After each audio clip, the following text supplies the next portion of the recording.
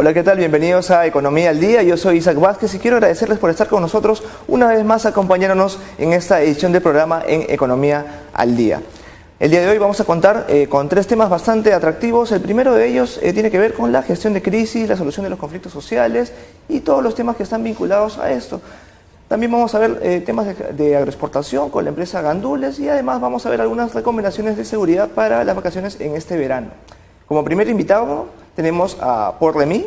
Él es especialista en manejo de crisis y además es abogado y ha presentado un libro que se ha editado por segunda ocasión, que es Manejo de Crisis. Bienvenido al programa. Bien, Iván, muchísimas gracias por la invitación. Hablando de este libro que se acaba de presentar, ¿no? Manejo de Crisis, bueno, por segunda vez, ¿no? Es la segunda edición. ¿Cuál es el centro de la propuesta que se plantea en el libro? Porque tengo entendido que es más que nada brindar herramientas para poder gestionar mejor una crisis, por así decirlo, a nivel de corporaciones, organizaciones. ¿Cómo se da el enfoque? En realidad, crisis son como la categoría superior o la categoría más extrema, más dramática de los problemas. O sea, hay constantemente problemas y dificultades o conflictos en el trabajo, con los clientes, inversionistas, con las comunidades. El punto es, hay un momento en el cual un problema se escapa de las manos, ¿no? Y pasas de gripe a pulmonía, pasas de un problema médico en una zona determinada a una epidemia. O sea, el tema es en ese punto en el cual estás en una escalada con un tema de incertidumbre, es qué haces en ese momento. El libro tiene elementos de prevención, como evitarlas, como anticiparlas, ¿no? Pero se enfoca fundamentalmente en temas cómo manejar el momento más intenso en la crisis, en el cual el devenir, el futuro es absolutamente imposible de pronosticarlo. Y lo más importante está en juego, si es una empresa, el negocio en sí, o eventualmente, digamos, tu condición en el mercado. Entonces, lo que el libro trae, digamos, es un componente básicamente de comprender cómo son las crisis, cuál es su naturaleza, cuál es su genética, número uno, y lo segundo, cuáles son las herramientas para manejar una crisis en ese momento dramático de decisiones muy complicadas. Y el proceso, digamos, de esta segunda edición, o si es que hubo una reedición en el libro también, digamos, en su mismo contenido, ¿cómo se ha dado? ¿Cómo ha sido este proceso? Sí, el libro salió por primera vez en el 2011 con el fondo editorial de la UPC y tuvo una buena acogida. Y después de 4 años esta segunda edición viene bastante aumentado, no muy corregido, pero mucho más aumentado. Y lo que trata de hacer, digamos, expandir la comprensión de las crisis, porque, claro, uno habla de crisis y piensa en los políticos o piensa eventualmente en los mineros. Pero si uno se da cuenta, digamos, ¿no? A sectores como bancas, sectores como seguros, sectores de servicios médicos. Todos pueden tener crisis. O sea, todos están eventualmente enfrentados a crisis no solamente de rápida ignición, sino a crisis, digamos, que tienen que ver con legitimidad. Uno pongas a mirar, digamos, ¿no? La minería tiene una especie de cuestionamiento, más allá si sea justo no justo, o válido o no válido, pero una especie de crítica sobre sus temas ambientales. Creo que lo que he hecho en los últimos años es tremendamente relevante en cómo manejarlos. Pero la farmacéutica también tiene un problema porque se está, digamos, percibidamente como haciendo mucho dinero a costa de un problema de la salud. Las compañías bancarias, o sea, uno va descubriendo que no hay sector que no esté amenazado de una especie de cuestionamiento estructural. Comida rápida, por el tema de salud de la comida. Todos lo pueden tener, pero haciendo un análisis bastante breve, claro está, a nivel del país, a nivel local, a nivel nacional, ¿cuál es el principal problema a nivel de las mismas corporaciones, de las mismas empresas, del sector privado? ¿Qué problemas presentan al momento de manejar la crisis? Es un tema bien relevante, ¿no? O sea, hay que encender el tiempo, no es mi caso, digamos, ¿no? Pero son los investigadores que hacen una especie de estudio como cuál es la causa profunda de temas como Volkswagen, ¿no? Que Inglaterra ha metido 11 millones de autos e incorporó un aditamento en el automóvil que sentía cuando lo estaban pasando por una especie de revisión, automáticamente se ponía, digamos, como un buen emisor, digamos, controlado. Apenas salía del circuito, digamos, de verificación de emisiones, el auto se ponía contaminador. Entonces uno hace las pesquisas, el jefe dice yo no sabía, fue un tema del técnico intermedio, y uno descubre que en muchas crisis lo que está metido abajo son los indicadores de desempeño. O sea, estás obligado a vender 10 millones de autos. Y eso tensa muchísimo los factores de ética. Entonces uno tiene que descubrir, digamos, ¿no?, que la causa profunda no está metida, digamos, en una persona o un individuo que hizo. O sea, lo que hay son factores que están estimulando o gatillando prácticas que son, y pasa en la farmacéutica, pasa en las industrias de ventas masivas, pasa en la banca. Entonces, eso hace, digamos, ¿no?, que uno tiene que escanear profundamente cómo los factores éticos, que son los que más gatillan crisis. Y en su experiencia como consultor en gestión de crisis, ¿qué mirada podríamos tener de los últimos 2 años, tal vez, de los problemas que presentaron algunas empresas aquí? Hubo una cadena de comida rápida que tuvo un problema hace 1 año, ¿no? Con salubridad, hasta tuvo que cerrar. Sí. Entonces, ese puede ser un ejemplo, tal vez, pero también tenemos otros más también, ¿no?, que se extienden. Pero todos deben tener algún patrón, asumo. Sí. ¿Cuál es ese patrón? ¿Es el mismo que en el caso de Volkswagen? Muy buen punto. Las grandes lecciones que uno hace después de las autopsias quiero decir, digamos, ¿no? O sea, tienes una compañía post-crisis, digamos, ¿no? Entonces hace una especie de análisis qué fue lo que pasó, digamos, ¿no? Y uno descubre varias cosas. La primera es que en todas ellas, los equipos sabían que el tema de crisis se venía. Lo que no sabían es cuándo se venía ni cómo se presentaba. Pero los temas que son crisis, digamos, fuera de radar, nunca lo pensé, o llegó un aerolito del espacio, eso es 1 en 1000. El resto, la tripulación sabe el problema. Lo que no sabe es cuándo se va a presentar ni qué día se va a presentar. Entonces, podríamos decir que entonces se trata de una falta de previsión, o de preparación. Exactamente. Y la falta de previsión en realidad es falta de avisos. La gente no avisa cosas que son ingratas por la compañía, son complicadas. Los jefes quieren escuchar solamente cosas que son gratas, número 1. Número 2, en muchísimas crisis y en muchísimas autopsias, o sea, análisis post-crisis, uno descubre que buena parte del problema fue generado a bordo. O sea, uno siempre dice, no, en realidad esto ha sido porque tengo un grupo que se me opone, digamos, ¿no? Pero uno, bien mirado, hace un análisis serio, desapasionado y objetivo y descubre que el nivel de contribución propia a la crisis, sin prejuicio que tengas un entorno medio complicado, ha sido, digamos, has puesto buena parte en eso, digamos, ¿no? Ha sido, o no has previsto las cosas, o habían grupos de interés en los cuales simplemente, digamos, descartaste y tenías equipos y entonces que decían, oye, con una gestión temprana esto se maneja, digamos, mucho más eficazmente, ¿no? Pero son las grandes lecciones que el libro modestamente busca traer. ¿Y qué podríamos decir en el caso de los conflictos sociales en base justamente a la propuesta del libro o al análisis que se hace también a través del libro?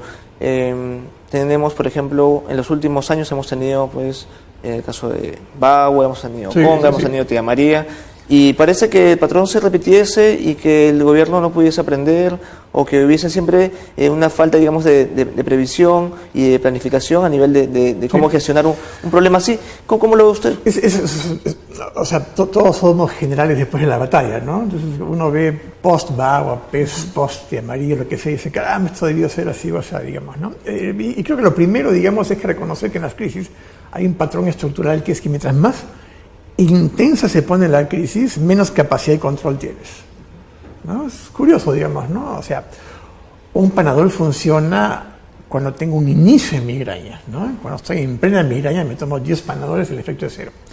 Lo segundo, digamos, es que los temas sociales son de extremadamente alta complejidad. Es difícil opinar desde Lima, un tema que está pasando en Arequipa o en Cajamarca. Hay que ir al sitio a ver qué está pasando.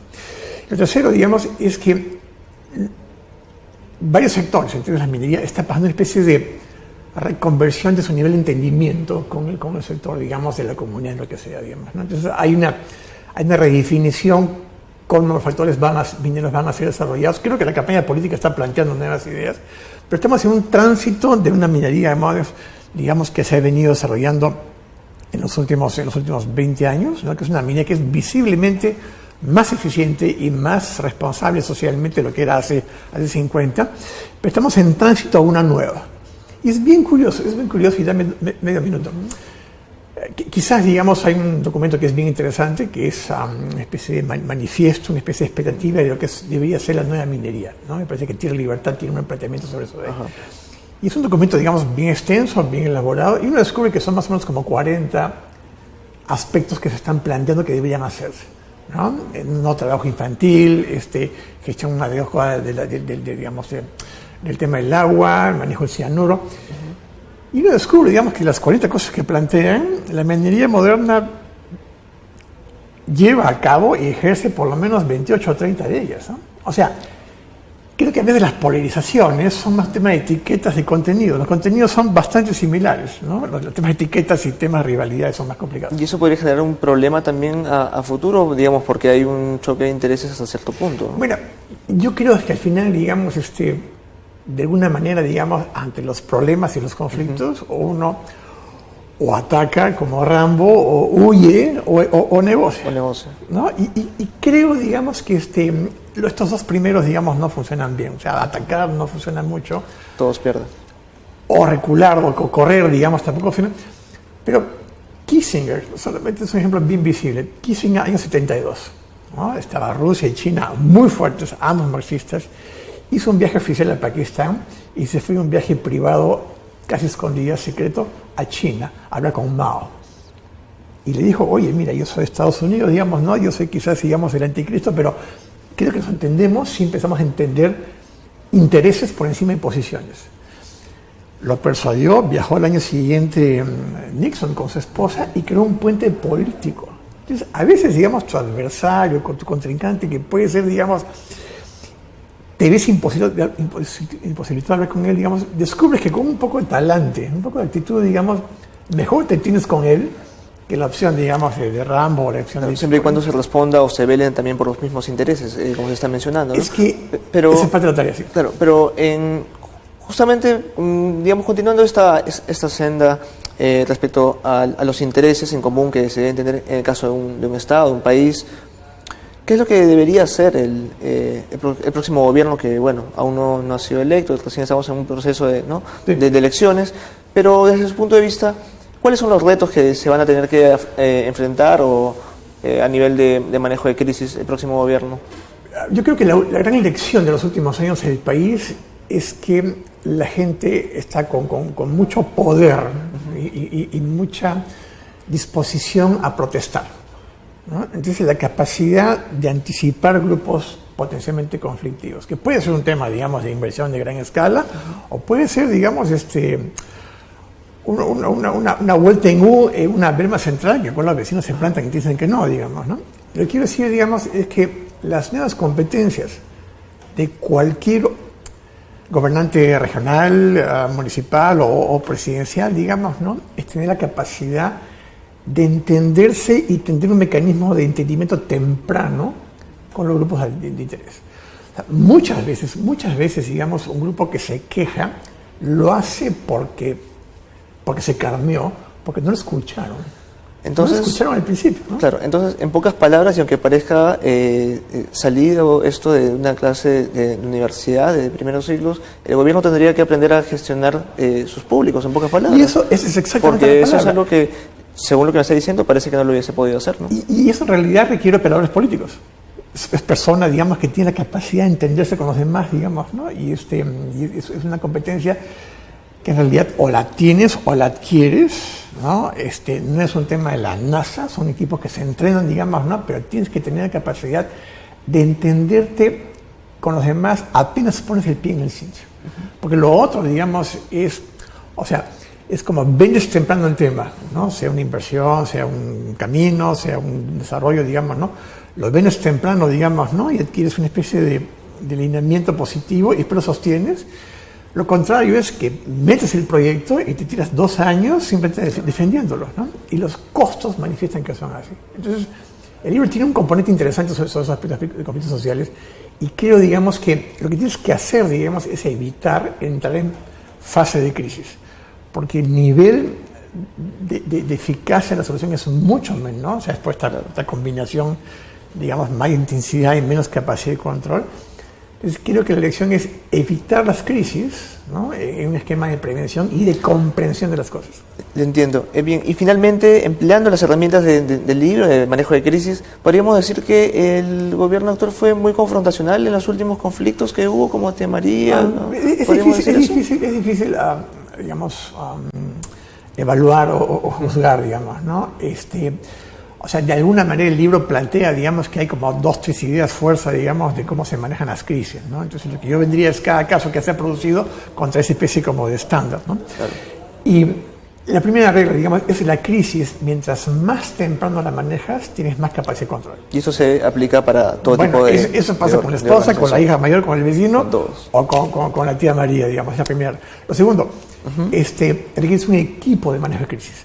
5 o 6 personas, tienes que tomar decisiones en base a dilemas, que es que proteges y que sacrificas, ¿no? Claro. Pero creo que la gran lección, digamos, es la anticipación, es verla antes de que ocurra. Esa es la respuesta.